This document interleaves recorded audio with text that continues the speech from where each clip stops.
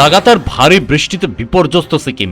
উত্তরের এই ছোট্ট রাজ্যটিতে একের পর এক ভূমিধসে বিধ্বস্ত হয়ে পড়েছে জনজীবন। মঙ্গলবার সকালেও রংপো রোডথাং জাতীয় সড়কের 5 মাইল রেশি এলাকায় বড়সড় ধস নামায় গুরুত্বপূর্ণ এই সড়ক সম্পূর্ণভাবে বন্ধ হয়ে যায়। সোশ্যাল মিডিয়ায় ইতিমধ্যেই পাহাড় ধসের একটি ছবি ভাইরাল হয়েছে, যেখানে বিশাল অংশের পাহাড় ভেঙে নিচে আসতে দেখা যাচ্ছে।